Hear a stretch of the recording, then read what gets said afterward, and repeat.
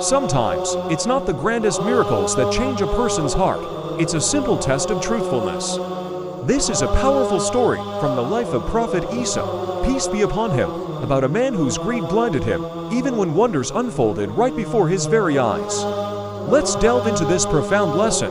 Prophet Eesa was traveling through the land with a companion. The journey was long, the sun was hot, and their provisions were simple, just 3 loaves of bread to sustain them. At one point during their travels, Prophet Eesa needed to step away for a short while. When he returned, he noticed something was amiss. Only 2 loaves of bread remained.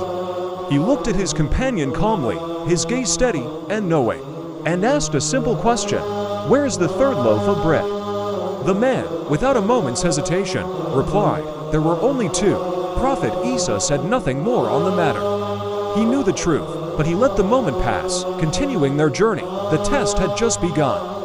They continued walking until they came across a blind man sitting by the side of the road, begging for alms. His world was one of perpetual darkness. Filled with compassion, Prophet Eesa approached him. By the will and permission of Allah, he placed his gentle hand upon the man's eyes. In an instant, sight flooded back into them. The man, who had been blind for years, cried out with pure, unadulterated joy, seeing the world for the first time. After this incredible miracle, Prophet Eesa turned to his traveling companion. The awe of the moment was still fresh. He said, "I ask you by the one who has just given sight to this blind man, where is the 3rd loaf of bread?" But the companion's heart remained unmoved by the miracle he had just witnessed. He answered again, with the same false confidence, there were only 2. Their journey led them next to the edge of a wide, flowing river. There was no bridge, no boat in sight. How would they cross? Prophet Eesa simply took his companion by the hand, and by the command of Allah, they began to walk upon the surface of the water, as if it were solid ground beneath their feet. They crossed the entire river this way, a feat that defies all laws of nature. The companion was visibly shaken, his face pale with a mixture of fear and amazement. He had just walked on water.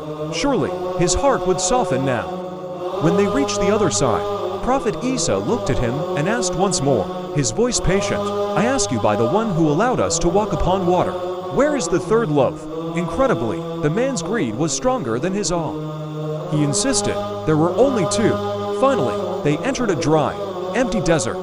The landscape was barren, lifeless.